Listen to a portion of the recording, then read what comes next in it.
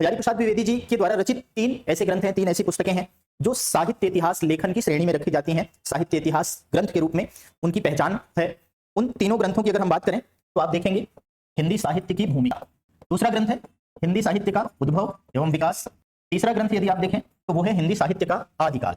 कबीर पर शुक्ल जी जो है वो इस्लामी एकेश्वरवाद का प्रभाव बता देते हैं, जबकि हजारी प्रसाद द्विवेदी जी जब उसी कबीर का मूल्यांकन करते हैं तो अपने दृष्टिकोण से कबीर को उनकी पूर्ववर्ती परंपरा नाथों की परंपरा से जोड़ते हुए नाथों के हठयोग के प्रभाव को प्रमाणित करते हैं कि कबीर का जो पालन पोषण हुआ है वो नाथ परंपरा में हुआ है, क्योंकि कबीर के जो माता पिता थे वो नाथ संप्रदाय से, जिन्होंने उनका पालन पोषण किया वो नाथ संप्रदाय से संबंधित के संदर्भ में तो कबीर का जो कबीर ने अपनी झाड़ फटकार के द्वारा हिंदू और मुसलमानों का जो कट्टरपन दूर करने का प्रयास किया वो उलझाने वाला चिढ़ाने वाला अधिक सिद्ध हुआ, हृदय स्पर्शी नहीं था। मतलब वो कहते हैं कि कबीर ने जो झाड़ फटकार लगाई उसका परिणाम कुछ गलत ही हुआ, लोग और चिढ़ गए, मामला सुलझने की बजाय और क्या हुआ, उलझ गया। आचार्य शुक्ल सीधे सीधे प्रश्न खड़ा करते हैं कबीर के संबंध में। वो कहते हैं कि कबीर स्वभाव से संत, प्रकृति से उपदेशक और ठोक पीट कर कवि हो गए। ठोक पीट कर कवि होने का मतलब काम चलाऊ, जबकि उसी कबीर का मूल्यांकन जब हजारी प्रसाद द्विवेदी जी करते हैं तो वो उनको वाणी का डिक्टेटर तक कह देते हैं।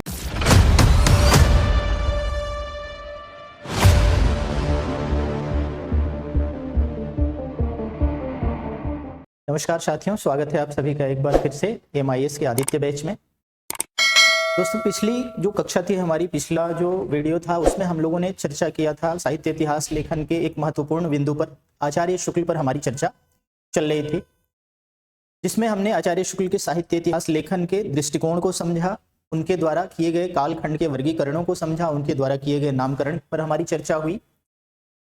अब आज की क्लास में हम ठीक वहीं से आगे बढ़ते हुए अन्य इतिहास लेखकों पर चर्चा करेंगे, जिसमें आज सबसे पहले जो चर्चा का विषय है हम लोगों का वो है हजारी प्रसाद द्विवेदी। आचार्य द्विवेदी का जो साहित्य इतिहास लेखन है आज उस पर हम लोग विशेष रूप से चर्चा करने वाले हैं। द्विवेदी जी के साहित्य इतिहास लेखन के संबंध में आप सभी लोग जानते ही हैं।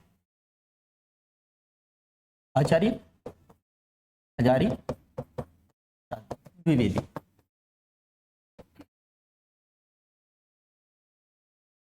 साहित्य इतिहास लेखन में दो ऐसे व्यक्तित्व हैं, ये आचार्य शुक्ल और हजारी प्रसाद द्विवेदी जी, जिन दोनों साहित्य इतिहासकारों को प्रतिस्पर्धी रूप में भी देखा जाता है और एक दूसरे के पूरक के रूप में भी देखा जाता है। दोनों में अंतर जो है वो दृष्टिकोण का है। इन दोनों के भिन्न भिन्न दृष्टिकोण होने के कारण यदि हम सतही दृष्टि से देखते हैं तो ये दोनों प्रतिस्पर्धी नजर आते हैं, क्योंकि हम देखते हैं क्योंकि हजारी प्रसाद द्विवेदी जी का जो साहित्य इतिहास लेखन का काल है वो शुक्ल जी से परवर्ती है, बाद में है। तो हम ये देखते हैं कि बहुत सारे स्थलों पर ये आचार्य शुक्ल के द्वारा जो प्रतिष्ठित मान्यताएं हैं उन मान्यताओं का विरोध करते हुए नजर आते हैं, उनका खंडन करते हुए नजर आते हैं, और उनका खंडन करते हुए परिपुष्ट तर्कों के साथ अपनी बात रखते हैं। तो यदि हम सिर्फ खंडन के दृष्टिकोण से देखें तो दोनों परस्पर विरोधी प्रतीत होते हैं, लेकिन यदि साहित्य इतिहास के अध्ययन संबंधी सामग्रियों की बात करें, मटेरियल की बात करें, तो हम ये देखते हैं कि ये दोनों जो है मिलकर के साहित्य इतिहास को एक तरह से परिपूर्णता देते हैं। तो इसलिए इन दोनों का पढ़ना, इन दोनों के बारे में समझना, इन दोनों के दृष्टिकोण को समझना ये बहुत आवश्यक हो जाता है, क्योंकि दोनों के बिना साहित्य इतिहास का अध्ययन जो है वो अधूरा रह जाता है। तो ज्यादा आगे न जाते हुए सीधे सीधे हजारी प्रसाद द्विवेदी जी के इतिहास पर चर्चा करते हैं। शुक्ल जी के बाद या शुक्लोत्तर परंपरा में यदि सबसे कोई चर्चित नाम है तो वो है आचार्य हजारी प्रसाद द्विवेदी जी का। हजारी प्रसाद द्विवेदी जी के द्वारा रचित 3 ऐसे ग्रंथ हैं, 3 ऐसी पुस्तकें हैं जो साहित्य इतिहास लेखन की श्रेणी में रखी जाती हैं, साहित्य इतिहास ग्रंथ के रूप में उनकी पहचान है। उन तीनों ग्रंथों की अगर हम बात करें तो आप देखेंगे हिंदी साहित्य की भूमिका, हिंदी साहित्य की भूमिका, दूसरा ग्रंथ है हिंदी साहित्य का उद्भव एवं विकास, हिंदी साहित्य का उद्भव एवं विकास, तीसरा ग्रंथ यदि आप देखें तो वो है हिंदी साहित्य का आदिकाल, हिंदी साहित्य का आदिकाल। ये 3 ग्रंथ जो हैं द्विवेदी जी के साहित्य इतिहास लेखन से संबद्ध साहित्य इतिहास ग्रंथ की श्रेणी में रखे जाते हैं। यदि इन तीनों ग्रंथों का रचना काल देखें तो ये तीनों ग्रंथ जो है वो एक साथ प्रकाशित नहीं हुए हैं। भूमिका जो है ये 1940 ईस्वी, ये 1952 ईस्वी, और ये ग्रंथ जो है ये 1953 ईस्वी में प्रकाशित है। 1940, 1952, 1953। साहित्य इतिहास ग्रंथ की दृष्टि से अगर देखें तो हिंदी साहित्य का उद्भव और विकास का विशेष महत्व है। हिंदी साहित्य का आदिकाल जो है इसका महत्व सिर्फ आदिकालीन साहित्य को समझना, लेकिन इसका जो है ओवरऑल पूरे साहित्य के लिए जहां तक का इन्होंने समाहित किया है उसको समझने के लिए सबसे, अगर इन तीनों में देखा जाए तो महत्वपूर्ण ग्रंथ जो है वो हिंदी साहित्य का उद्भव एवं विकास है। पहली चीज तो यह है कि ये तीनों ग्रंथ आपको तथ्यात्मक रूप से याद होने चाहिए। ये 3 ग्रंथ हैं, तीनों में अगर महत्व की दृष्टि से देखा जाए तो दूसरा ज्यादा महत्वपूर्ण है।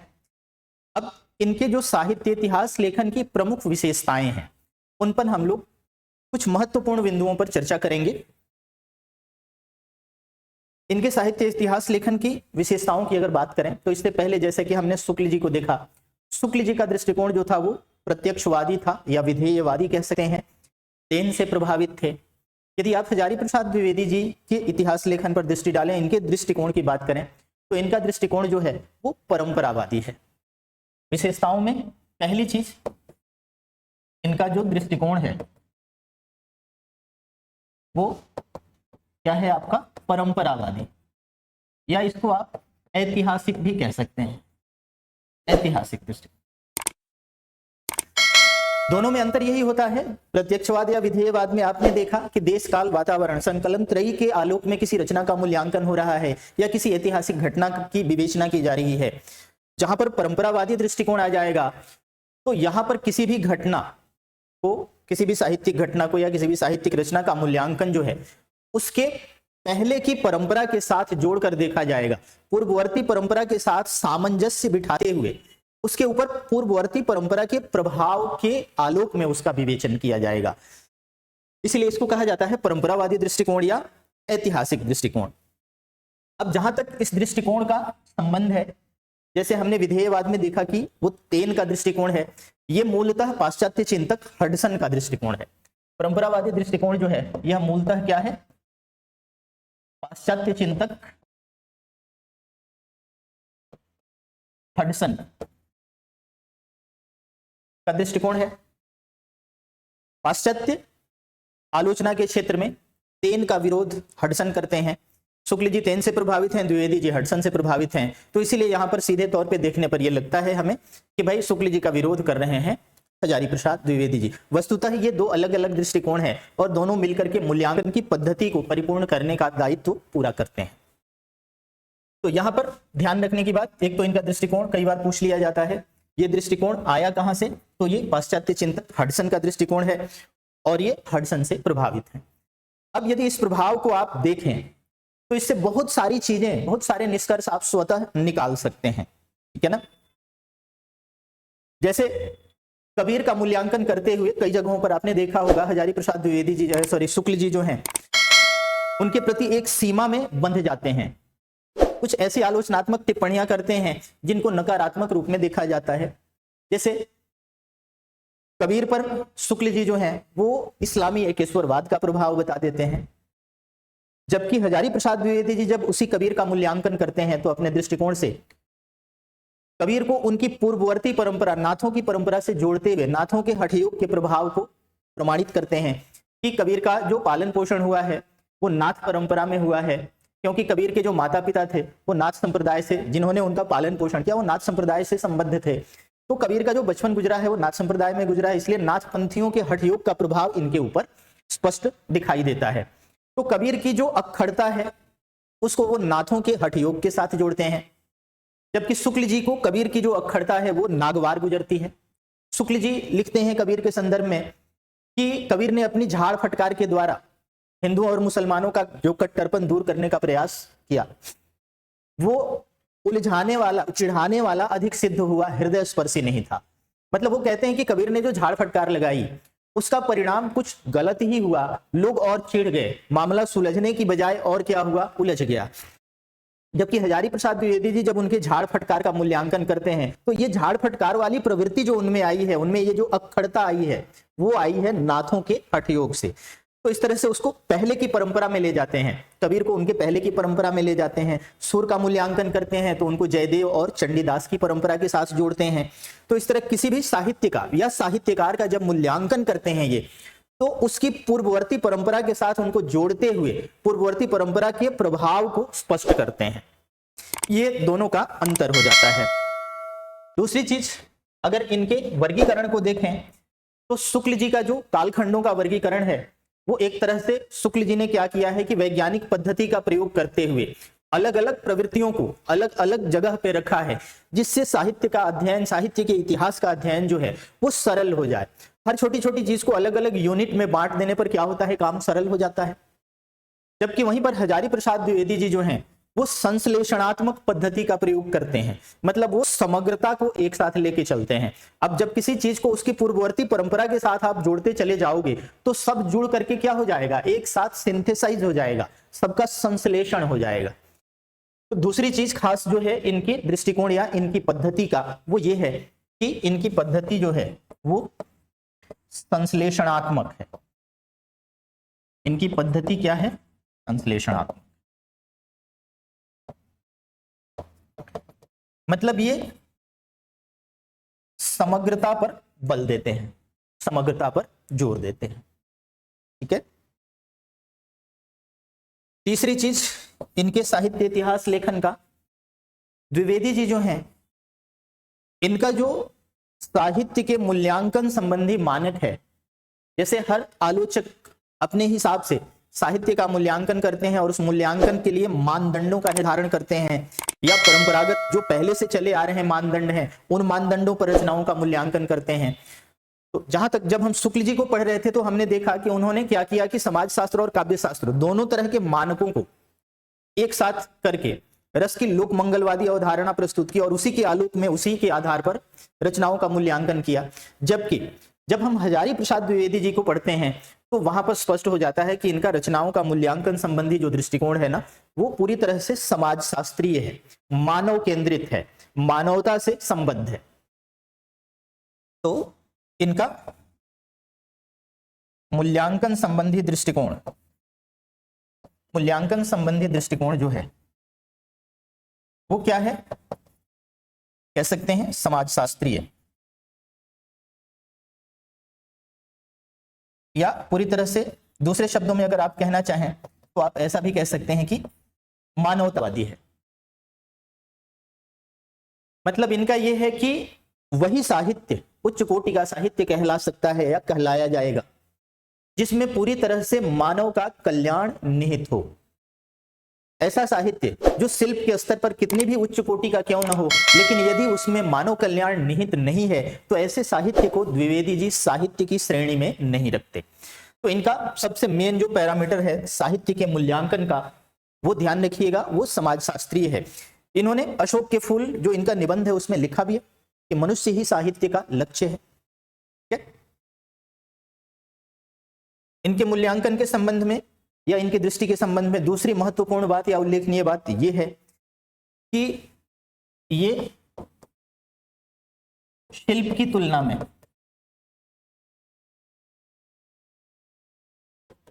तथ्य को अधिक महत्व देते हैं।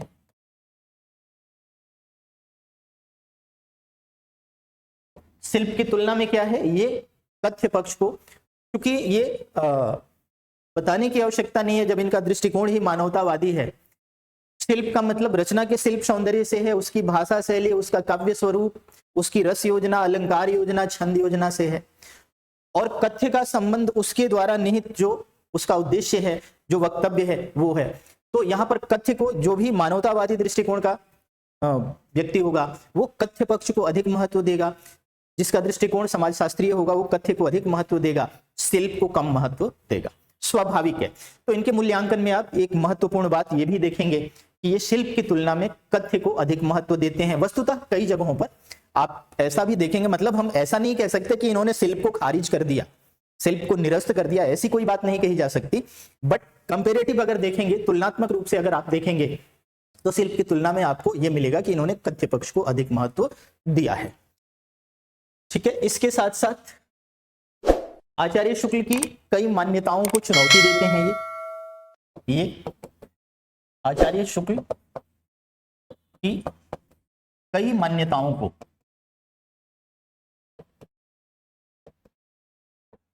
चुनौती देते हैं।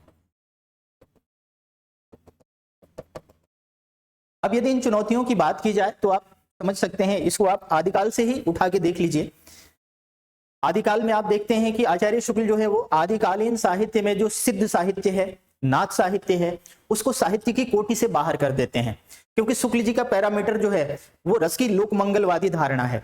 सिद्ध और नाथ साहित्य का जो विषय वस्तु है या उसकी जो प्रवृत्तिगत विशेषताएं हैं, यदि उसका आप अध्ययन करें तो आप पाएंगे कि उसके मूल में जो निहित उनका उद्देश्य है, उनका जो काव्य प्रयोजन है वो क्या है। उनका काव्य प्रयोजन जो है अपने संप्रदाय का प्रचार प्रसार और विस्तार करना है। यानी उनका काव्य प्रयोजन कहीं से कहीं तक लोक कल्याण नहीं है, लोक मंगल नहीं है, बल्कि अपने विशिष्ट समुदाय का प्रचार प्रसार और विस्तार किया जाना है। तो जहां पर लोक मंगल नहीं है, शुक्ल जी उसको सीधे सीधे साहित्य की श्रेणी से बाहर कर देते हैं। वो कहते हैं कि सिद्ध और नाथ साहित्य को साहित्य की श्रेणी में नहीं रखा जाना चाहिए, क्योंकि ये सांप्रदायिक साहित्य है। अब जब द्विवेदी जी आते हैं तो भाई यहां पर वो शुक्ल जी से टकराते हैं। स्पष्ट है, वो कहते हैं कि अगर सांप्रदायिकता के आधार पर ही साहित्य को अलग किया जाना है तो पूरा का पूरा भक्ति साहित्य तो कहीं ना कहीं किसी न किसी संप्रदाय से ही जुड़ा हुआ है। तो यदि भक्ति साहित्य को साहित्य से बाहर कर दिया जाए तो साहित्य में बचेगा ही क्या? फिर तो हिंदी साहित्य में बचता ही क्या है यदि भक्ति साहित्य को निकाल दिया जाए। तो इसलिए ये तर्क दिया जाना संप्रदाय वाला ये उचित नहीं है। और हजारी प्रसाद द्विवेदी जी जो हैं सिद्ध और नाथ साहित्य को भी साहित्य की कोटि में रखते हैं। तो पहली टकराहट आप यहां पर देख लेते हैं, आदिकाल में ही हो जाती है। फिर आप देखेंगे कि जब हम भक्ति आंदोलन में जाते हैं तो वहां पर भक्ति आंदोलन के उद्भव संबंधी विभिन्न प्रकार की व्याख्याएं हम पढ़ते हैं अलग अलग विद्वानों के द्वारा। विद्वानों का एक वर्ग जो है वो ईसाइयत के प्रभाव में भक्ति आंदोलन का उद्भव बताता है, एक वर्ग जो है वो इस्लाम के प्रभाव में बताता है, एक वर्ग ऐसा है जो इस्लाम के प्रतिक्रिया के रूप में इसको परिभाषित करता है, एक वर्ग ऐसा भी है जो भारतीय परिप्रेक्ष्य में ही भक्ति आंदोलन के उद्भव को स्वीकारता है, भारतीय परंपरा के साथ ही जोड़ता है। तो यहां पर यदि आपको आचार्य शुक्ल याद हो तो शुक्ल जी जो है इसको इस्लामी आक्रमणों की प्रतिक्रिया बताते हैं। इस्लामी आक्रमण होने के कारण जो है हिंदू जन समुदाय पर बहुत दिनों तक उदासी छाई रही और ये जो है भक्ति आंदोलन के उद्भव का कारण बने, इस चीज को द्विवेदी जी खारिज करते हैं। यहां पर पूरी तरह से वो शुक्ल जी का विरोध करते हुए लिखते हैं कि ऐसा कहा जाना ये हास्यास्पद है, ये अपने आप में एक मजाक है, क्योंकि भक्ति आंदोलन जो है वो अपना दृष्टिकोण बताते हैं, परंपरा के साथ जोड़ते हैं और कहते हैं कि भक्ति आंदोलन जो है वो भारतीय परंपरा का स्वतः स्फूर्त विकास है। तो दूसरा जो है ये मतलब एक तो शुक्ल की मान्यताओं के खंडन की अगर हम बात कर रहे थे तो एक तो आदिकालीन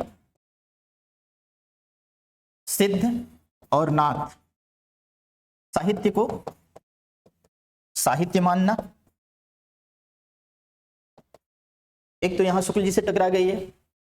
दूसरा बिंदु यदि आप देखें तो दूसरा बिंदु आपको यह नजर आ जाएगा कि भक्ति आंदोलन का जो उद्भव है, भक्ति आंदोलन का जो उद्भव है इस पर ये शुक्ल जी का पुरजोर विरोध करते हैं। शुक्ल जी के मत को, शुक्ल जी की अवधारणा को उपहासास्पद करार देते हैं और कहते हैं कि भक्ति आंदोलन जो है ये भारतीय परंपरा का स्वतः स्फूर्त विकास है, मतलब भक्ति हमारे भारतीय परंपरा में ही है। इसके साथ साथ इस चीज को प्रमाणित भी करते हैं, बहुत ही अच्छे सटीक तर्कों के द्वारा ये विरोध करते हैं। ये इसलिए महत्वपूर्ण हो जाते हैं कि इन्होंने हवा में विरोध नहीं किया है बल्कि सटीक तर्कों के द्वारा खंडन किया है और अपने कथन के पक्ष में ये बहुत ही प्रामाणिक तर्क रखते हैं। दूसरी चीज ये बताते हैं कि भाई भक्ति आंदोलन का आरंभ जो है वो 7वीं 8वीं शताब्दी में ही आलवार परंपरा में विकसित हो गई थी, तो फिर इसको इस्लामी आक्रमण की प्रतिक्रिया के रूप में देखा जाना उचित नहीं है। हाँ, एक हद तक आचार्य द्विवेदी जो हैं वो इस्लाम के प्रभाव को जरूर स्वीकार करते हैं, प्रतिक्रिया को नहीं। प्रभाव और प्रतिक्रिया दोनों में अंतर है। प्रभाव जो है वो सकारात्मकता को लिए हुए है और प्रतिक्रिया जो है वो नकारात्मकता को लिए हुए है। तो शुक्ल जी ने प्रतिक्रिया के रूप में इसको माना है कि भाई इस्लामी आक्रमणों की प्रतिक्रिया है, जिसका हजारी प्रसाद द्विवेदी जी खंडन करते हैं। वो कहते हैं कि हाँ, इस्लाम के प्रभाव को मैं पूरी तरह से नजरअंदाज नहीं कर सकता, उसको नकारा नहीं जा सकता, लेकिन उसके समानांतर यह भी एक कटु सत्य है कि यदि इस्लाम नहीं आया होता तो भी भक्ति साहित्य का 12 आना 75% वैसा ही होता जैसा आज है, मतलब इस्लाम की प्रतिक्रिया से इस पर बहुत अधिक प्रभाव नहीं पड़ा। तो इस पूरी घटना को इस्लामी आक्रमणों की प्रतिक्रिया के रूप में विवेचित किया जाना यह सर्वथा उचित नहीं है। तो यहां पर इन बिंदुओं पर इन्होंने विशेष रूप से आचार्य शुक्ल का विरोध किया है। आचार्य शुक्ल भक्ति आंदोलन को हिंदू जाति के हृदय में उपजी हताशा का परिणाम बताते हैं। द्विवेदी जी इस बात का विरोध करते हैं कि भक्ति जो है वो जिजीविषा का साहित्य है, हताशा का नहीं। हताश होकर कोई भक्ति नहीं करता। जिजीविषा होती है, जीने की इच्छा होती है, कुछ पाने की, कुछ प्राप्त करने की इच्छा होती है, तब आदमी ईश्वर को स्मरण करता है या उसकी भक्ति करता है। भक्ति में जिजीविषा है, हताशा नहीं। तो ऐसे बहुत सारे बिंदु हैं जिन पर इन्होंने शुक्ल जी की मान्यताओं का विरोध किया। कबीर को लेकर भी दोनों लोगों के मत एक जैसे नहीं है। कबीर के कवित्व क्षमता पर आचार्य शुक्ल सीधे सीधे प्रश्न खड़ा करते हैं। कबीर के संबंध में वो कहते हैं कि कबीर स्वभाव से संत, प्रकृति से उपदेशक और ठोक पीट कर कवि हो गए। ठोक पीट कर कवि होने का मतलब काम चलाऊ, जबकि उसी कबीर का मूल्यांकन जब हजारी प्रसाद द्विवेदी जी करते हैं तो वो उनको वाणी का डिक्टेटर तक कह देते हैं। जब कबीर की भाषा के बारे में हजारी प्रसाद द्विवेदी जी लिखते हैं तो बिल्कुल कलम तोड़ के लिख देते हैं। वो लिखते हैं कि भाषा पर इनका जबरदस्त अधिकार था, ये वाणी के डिक्टेटर थे। इन्होंने मतलब कबीर ने जब जो जिस रूप में चाहा उसी रूप में भाषा से कहलवा लिया। बन पड़ा तो सीधे सीधे, नहीं तो दरेरा देकर। भाषा में मानो इतनी हिम्मत नहीं थी कि वो इस फक्कड़ फकीर की किसी फरमाइश को ना ही कर सके। तो यहां पर स्पष्ट है वाणी का डिक्टेटर कहा जाना। एक व्यक्ति कह रहे हैं, एक आलोचक कह रहे हैं कि ठोक पीट कर कवि हो गए, और ये कह रहे हैं कि वो वाणी के, भाषा के डिक्टेटर थे। तो यहां पर समझ सकते हैं कि कबीर को लेकर के, उनके कवित्व क्षमता को लेकर के इन दोनों महान आलोचकों में कितना विरोधाभास आपको दिखाई देगा। तो यह है हजारी प्रसाद द्विवेदी जी का दृष्टिकोण की कुछ प्रमुख मतलब जो उल्लेखनीय बिंदु हैं जिनके द्वारा आप दोनों को कंपेयर करके देख सकते हैं, आचार्य शुक्ल को और आचार्य द्विवेदी को। द्विवेदी जी ने साहित्य इतिहास में पहला कवि जो माना, हिंदी साहित्य का पहला कवि इन्होंने अब्दुल रहमान को माना। इन्होंने अब्दुल रहमान को प्रथम कवि माना। अब्दुल रहमान कहिए चाहे अद्दह मान कहिए, संदेश रासक, तो इन्हीं को ये पहला कवि मानते हैं। अब यदि इनके काल विभाजन को देखें, काल विभाजन, तो इन्होंने 4 कालखंड बनाए। जिस कालखंड को आचार्य शुक्ल ने वीर गाथा काल कहा, उसको इन्होंने आदिकाल नाम दिया। और आप सभी जानते ही हैं कि इस कालखंड का आदिकाल नामकरण जो है वो सर्वाधिक प्रचलित है, लोकप्रिय है। समय सीमा की बात करें तो इसकी समय सीमा इन्होंने रखी 1000 से 1400 ईस्वी। इसके बाद भक्तिकाल जो है, भक्तिकाल और रीतिकाल को इन्होंने दोनों को मिलाकर के मध्यकाल माना, और मध्यकाल के 2 उपखंड बना के पूर्व मध्यकाल और उत्तर मध्यकाल के रूप में विवेचित किया। तो इसके बाद दूसरा कालखंड जो है इनका वो है पूर्व मध्यकाल, बोले तो भक्तिकाल। पूर्व मध्यकाल का समय जो इन्होंने निर्धारित किया वो 1400 से 1700। इसके बाद इन्होंने उत्तर मध्यकाल, इसका समय जो लिया इन्होंने 1700 से 1900। के बाद चौथा कालखंड जो है इनके द्वारा बनाया गया है आधुनिक काल, और इसकी समय सीमा जो है वो 1900 से अब तक या अद्यतन। तो इस तरह से इन्होंने 4 कालखंडों में विभाजित। इसके बाद साहित्य इतिहास लेखन में जो और बड़े नाम आते हैं जिन पर थोड़ी बहुत चर्चा होगी, वो हैं राम कुमार वर्मा।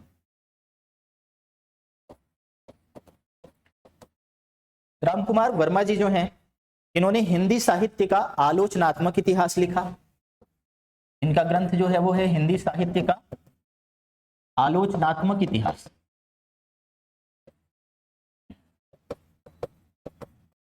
इसका प्रकाशन वर्ष है 1938 ईस्वी।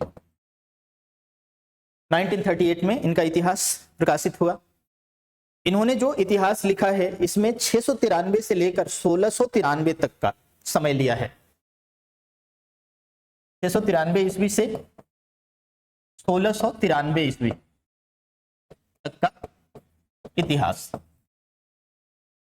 बोले तो 1000 वर्षों का इतिहास इन्होंने उठाया है अपने साहित्य इतिहास में। ठीक है, इनका जो ग्रंथ है आप देखेंगे उसमें 7 प्रकरण इन्होंने निर्धारित किए। इनका पूरा ग्रंथ जो है वो 7 प्रकरणों में निबद्ध है।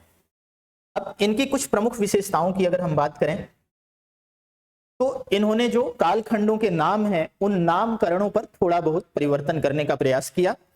जैसे सबसे पहले जो आदिकाल है, इन्होंने आदिकाल को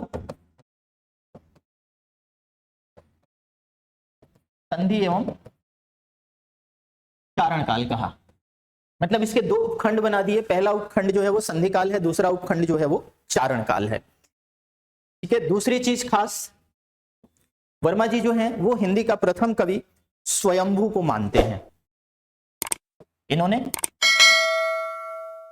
स्वयंभू को प्रथम कवि माना। इसी वजह से ये हिंदी साहित्य का आरंभ जो है वो 693 ईस्वी जो मानने का कारण है वो यही है, क्योंकि ये स्वयंभू को हिंदी का पहला कवि मानते हैं। इसके बाद आप देखेंगे कि इन्होंने निर्गुण ज्ञानाश्रयी शाखा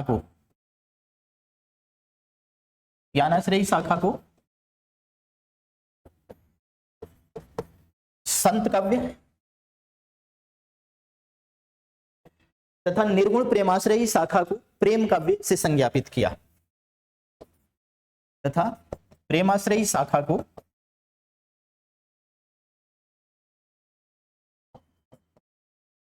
प्रेम काव्य। इनका जो नामकरण है ये अक्सर पूछा जाता है। ज्ञानाश्रयी शाखा को संत काव्य और प्रेमाश्रयी शाखा को प्रेम काव्य। ये दोनों नाम ज्ञानाश्रयी शाखा और प्रेमाश्रयी शाखा आचार्य शुक्ल ने वर्गीकरण में अपने दिया था, जो कि इन्हें लगा कि ये थोड़ा सा जटिल है, तो इसे सरल करने के उद्देश्य से इन्होंने निर्गुण ज्ञानाश्रयी शाखा को संत काव्य नाम दिया और निर्गुण प्रेमाश्रयी शाखा जिसको हम सूफी कहते हैं उसको प्रेम काव्य नाम दिया इन्होंने। तो इस तरह से इन्होंने नामकरण में कुछ परिवर्तन किए। इसके बाद इनका जो ग्रंथ है, इनका साहित्य इतिहास ग्रंथ यानी हिंदी साहित्य का आलोचनात्मक इतिहास, वो भक्ति काल तक का ही कंटेंट है, उसमें भक्ति काल तक का ही इतिहास इन्होंने लिखा है। वर्गीकरण तो पूरा कर दिया वो अलग बात है, लेकिन अगर विषय वस्तु की बात करें तो इन्होंने भक्ति काल तक का ही इतिहास लिखा है। इनका ग्रंथ जो है वो भक्ति काल तक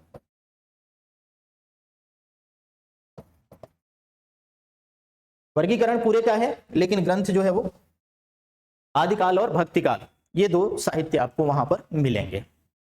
अब यदि इनके वर्गीकरण को देखें, कालखंड वर्गीकरण को, तो इनका जो कालखंड वर्गीकरण है, जैसा कि मैंने कहा कि आदिकाल के 2 उपखंड बना देते हैं। पहला जो है वो संधि काल है और दूसरा जो है वो है चारण काल। अगर समय सीमा की बात करें तो जैसा कि मैंने कहा कि 693 से ये उठाते हैं, तो वही उसी चीज को आप संवत में ले लेंगे, क्योंकि इनका वर्गीकरण जो है वो संवत में है। तो संवत 750 से 1000 तक, संवत 750 से 1000 तक इन्होंने संधि काल का समय लिया है। चारण काल की बात करें तो 1000 से 1375, 1000 से 1375 तक लिया है। उसके बाद भक्ति काल संवत 1375 से 1700, भक्ति काल संवत 1375 से 1700 तक लेते हैं। इसके बाद रीतिकाल 1700 से 1900, संवत 1700 से 1900। आधुनिक काल इसको संवत 1900 से अद्यतन लेते हैं। लेकिन जो लिखा है इन्होंने वो यहीं तक का इतिहास है, वो आपका भक्ति काल तक का ही इतिहास। ठीक है, तो इस तरह से इनका कालखंड वर्गीकरण है। इसके बाद अगला जो नाम आता है वो आता है रामस्वरूप चतुर्वेदी का।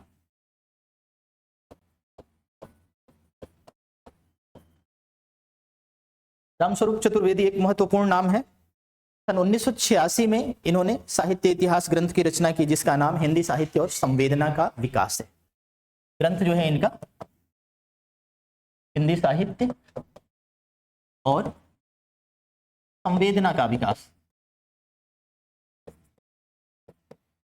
का प्रकाशन वर्ष जो है वो है आपका 1986 ईस्वी। जहां तक चतुर्वेदी जी की बात है तो चतुर्वेदी जी को सामान्यतः शुक्ल संस्थान का लेखक कहा जाता है।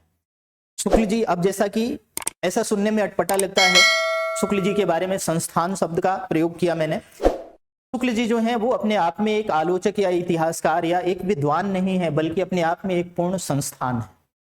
और उनके नक्शे कदम पर जितने भी आलोचक इतिहासकार उनके साथ साथ चले, उनके पीछे चले, जिन्होंने शुक्ल जी की पद्धति का अनुसरण किया, उन सभी को शुक्ल संस्थान का लेखक माना जाता है या कहा जाता है आलोचनात्मक भाषा में। तो इसलिए रामस्वरूप चतुर्वेदी के लिए यह शब्द इस्तेमाल किया जाता है कि ये शुक्ल संस्थान के लेखक हैं। ठीक है, शुक्ल संस्थान के लेखक। एक चीज बिल्कुल स्पष्ट हो जाती है कि इनके पहले कई लोगों ने साहित्य इतिहास लिखा है। जिन भी लोगों ने इनके पहले लिखा है उनमें उन्हें विकल्प के रूप में रख के अगर ये पूछा जाए कि ये सर्वाधिक प्रभावित किससे हैं, तो स्वाभाविक है आपका उत्तर आचार्य शुक्ल ही होगा, क्योंकि ये लेखक ही शुक्ल संस्थान के हैं। तो सीधे सीधे ये समझ लीजिए कि ये आचार्य शुक्ल से प्रभावित थे सबसे ज्यादा। वस्तुतः इन्होंने एक नई दृष्टि का विकास किया और इन्होंने कोशिश ये की कि आचार्य शुक्ल और आचार्य द्विवेदी दोनों को मिला करके, दोनों में समन्वय साध के एक ऐसे साहित्य इतिहास ग्रंथ की रचना की जाए जो अपने आप में एक परिपूर्ण हो, छात्रोपयोगी हो, और ऐसा करने में ये पूरी तरह से सफल भी माने जाते हैं। इनका साहित्य इतिहास ग्रंथ जो है वो बहुत सारी समस्याओं को सुलझाता है। बावजूद इसके यदि आपसे फैक्चुअल पूछा जाए तो आप यही कहेंगे कि ये शुक्ल जी से सर्वाधिक प्रभावित थे। अच्छा, दूसरी चीज, इनके ग्रंथ में, इस ग्रंथ के लिए इन्हें व्यास सम्मान मिला। इन्होंने जो साहित्य इतिहास ग्रंथ लिखा है इसके लिए इन्हें व्यास सम्मान प्राप्त हुआ। आप सभी जानते ही होंगे व्यास सम्मान जो है वो के बिरला फाउंडेशन के द्वारा दिया जाता है। हिंदी साहित्य में बड़ा ही माना जाना सम्मान है और के बिरला फाउंडेशन के द्वारा ये सम्मान, व्यास सम्मान हो गया, सरस्वती सम्मान हो गया, ये के बिरला फाउंडेशन के द्वारा दिया जाता है। वैसे साहित्य या भाषा का सबसे बड़ा जो सम्मान है वो ज्ञानपीठ होता है और वो ज्ञानपीठ अकादमी के द्वारा दिया जाता है, लेकिन व्यास सम्मान भी अपने आप में कम नहीं होता। इसके बाद नाम आता है डॉक्टर गणपति चंद्र गुप्त का। गणपति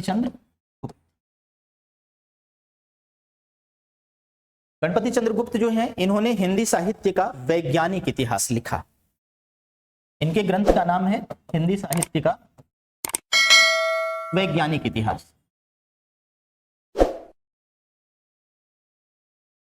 ठीक है, इसका जो रचना काल है वो है 1965 ईस्वी, 1965। 1965 ईस्वी में इनका ग्रंथ प्रकाशित हुआ। जैसा कि नाम है, बहुत कुछ बताने की आवश्यकता नहीं है। इसमें वैज्ञानिक इतिहास है तो इसमें वैज्ञानिकता पर अधिक बल दिया गया है।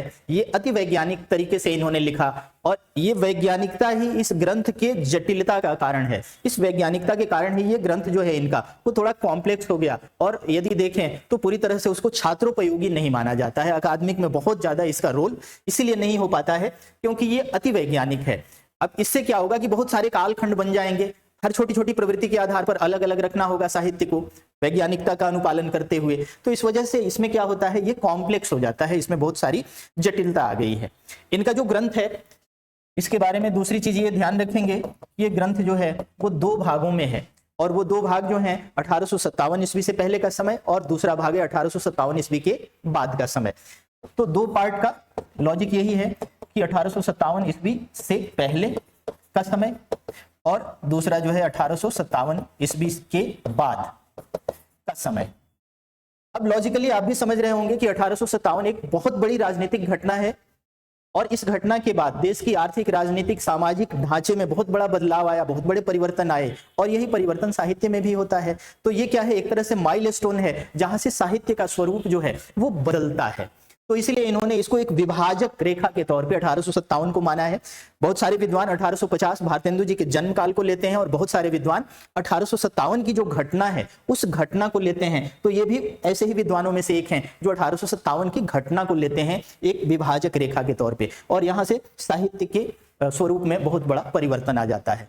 तो इसलिए ये 2 पार्ट करते हैं, 1857 के पहले का समय और 1857 के बाद का समय। अब इन्होंने भी पहली बार शुक्ल जी की कई मान्यताओं का खंडन किया।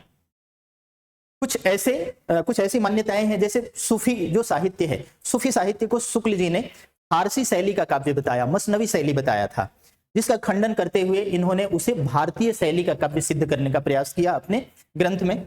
तो एक महत्वपूर्ण बात या तथ्य यह भी है कि इन्होंने आचार्य शुक्ल द्वारा सूफी काव्य को मसनवी शैली का कहने का खंडन किया। ये पहले ऐसे विद्वान हैं जिन्होंने सबसे पहले मजबूती के साथ शुक्ल जी ने जो इसको मसनवी शैली का कहा था उसका खंडन किया, अपने तर्कों के साथ ये बताने का प्रयास किया कि आचार्य शुक्ल ने जो भी मसनवी शैली की, फारसी काव्य शैली की जो भी विशेषताएं बताई हैं वो उसमें तो भारतीय काव्य भी लिखे गए हैं, तो सिर्फ उन शैलियों के आधार पर इसको मसनवी या फारसी शैली का कहा जाना न्यायोचित नहीं है, इसलिए इन्होंने खंडन करते हुए उसको भारतीय शैली का सिद्ध करने का प्रयास किया।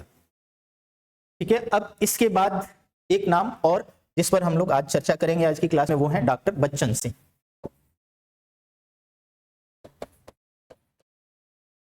डॉक्टर बच्चन सिंह जो हैं, इन्होंने अपने साहित्य ग्रंथ का नाम लिखा हिंदी साहित्य का दूसरा इतिहास। इनका ग्रंथ जो है वो है हिंदी साहित्य का दूसरा इतिहास। अब ये सुनने में भी बड़ा अटपटा लगता है कि भाई दूसरा इतिहास, क्या लॉजिक है? तो बड़ी स्पष्ट सी बात है कि यहां तक या इससे पहले तक आप प्रायः इतिहास लेखन की प्रवृत्ति पर ध्यान देंगे तो ये देखेंगे कि या तो कुछ लोग शुक्ल जी के समर्थन में उनके पीछे पीछे भागे जा रहे हैं या कुछ लोग उनका विरोध कर रहे हैं। तो चाहे समर्थन हो चाहे विरोध हो, केंद्र में तो शुक्ल जी ही बैठेंगे ना। तो ये एक बहुत बड़ी विडंबना हो रही थी कि कितने अच्छे इतिहास लेखक आ रहे हैं लेकिन उनकी अपनी पहचान नहीं बन पा रही है। तो इसको ध्यान में रखते हुए इन्होंने क्या किया कि हिंदी साहित्य का दूसरा इतिहास लिखा और इसका प्रकाशन वर्ष जो है 1996 ईस्वी में इनका यह ग्रंथ प्रकाशित हुआ। ठीक है, इनके साहित्य इतिहास की विशेषता यह है कि इन्होंने कालखंडों के नामकरण में कई सारे चेंज किए, काल विभाजन में भी कुछ चेंजेस किए। सबसे पहले अगर हम कहें तो इन्होंने आदिकाल को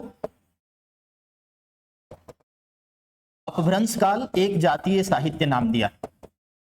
अपभ्रंश काल एक जातीय साहित्य, इस नाम से अभिहित करते हैं क्योंकि इन्होंने कहा कि ये आदिकाल नाम जो है वो भ्रामक है, इससे आदम जमाने का बोध होता है। दूसरी चीज, ये पूर्व, मध्य या उत्तर काल का भी विरोध करते हैं, नाम का भी विरोध करते हैं। ये कहते हैं कि ये पूर्व और उत्तर ये लगा देने से ये गणितीय खेल बन जाता है, मतलब जैसे आरोही छोटी संख्या बड़ी संख्या आरोही क्रम अवरोही क्रम गणित में पढ़ाया जाता है वैसे ही लगता है, तो इसलिए ये नाम उचित नहीं है। पूर्व मध्यकाल या उत्तर मध्यकाल ना होकर के इसका नाम भक्तिकाल और रीतिकाल ही रहना चाहिए। तो यहां पर भी अपना सुझाव देते हैं। आधुनिक काल में आने पर सबसे खास बात यह है कि ये जो छायावाद नामकरण जो सर्वाधिक प्रचलित है, लोकप्रिय है, उसको ये कहते हैं कि उसका नामकरण स्वच्छंदतावाद ही रहना चाहिए, क्योंकि उस दौर में जो गद्य साहित्य लिखा गया उसको तो स्वच्छंदतावादी कहा जाता है और कविता को छायावादी कहा जाता है, जबकि दोनों की प्रवृत्तियां समान हैं। तो यदि स्वच्छंदतावादी नाम दे दिया जाए तो दोनों का नेतृत्व होगा, दोनों का रिप्रेजेंटेशन एक ही नाम के द्वारा हो सकता है। तो ये क्या जरूरत है कि काव्य को छायावाद कहा जाए और गद्य को स्वच्छंदतावादी कहा जाए? इसलिए छायावाद को ये स्वच्छंदतावादी कहने के पक्षधर हैं, छायावाद को स्वच्छंदतावाद।